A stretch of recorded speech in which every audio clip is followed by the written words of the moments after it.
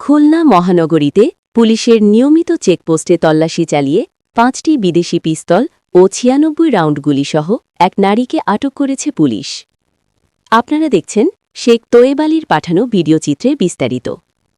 শনিবার নগরীর 0 পয়েন্ট সংলগ্ন নিজ খামার এলাকায় এ ঘটনা ঘটে। খুলনা মেট্রোপলিটন পুলিশের কেএমপির অতিরিক্ত উপপুলিশ কমিশনার দক্ষিণ মোহাম্মদ তাজুল ইসলাম বিষয়টি নিশ্চিত করেছেন।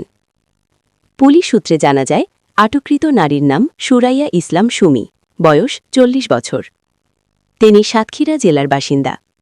প্রাথমিক জিজ্ঞাসাবাদে বলেন, উক্ত অস্ত্রগুলি নিয়ে ঢাকার গুলশানে যাচ্ছিলেন তরিকুল ইসলাম নামের কোনো ব্যক্তির কাছে। গোপন সংবাদের ভিত্তিতে 0 পয়েন্ট এলাকায় স্থাপিত পুলিশের একটি নিয়মিত চেকপোস্টে তল্লাশি চালানো হয়। এ সময় নূরজাহানের কাছে থাকা একটি স্কুল ব্যাগ তল্লাশি করে 5টি বিদেশি পিস্তল ও 96 রাউন্ড গুলি উদ্ধার করা হয়। পুলিশ কর্মকর্তারা জানান, প্রাথমিকভাবে ধারণা করা হচ্ছে উক্ত নারী কোনো সংঘবদ্ধ অস্ত্র পাচারকারী চক্রের সদস্য। তিনি এইসব অস্ত্র অন্যত্র সরবরাহের উদ্দেশ্যে বহন করছিলেন বলে সন্দেহ করা হচ্ছে। ঘটনার সঙ্গে আরও কেউ জড়িত আছে কিনা তা খতিয়ে দেখছে আইনশৃঙ্খলা বাহিনী।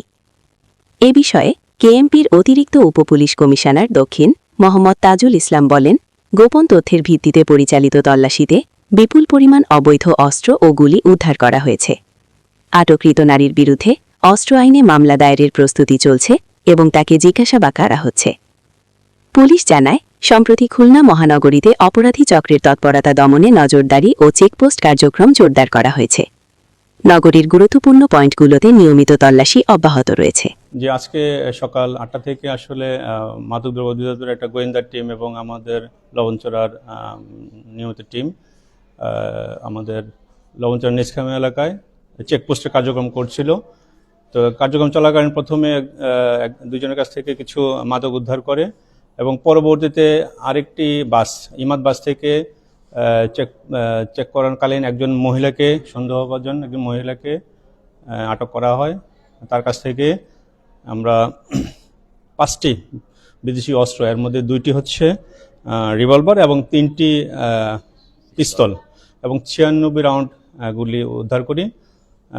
তাকে জিজ্ঞাসাবাদ করে জানতে পারে যে তার বাড়ি সাতক্ষীরা এবং তার নাম হচ্ছে সুরাইয়া পারভিন সুমি।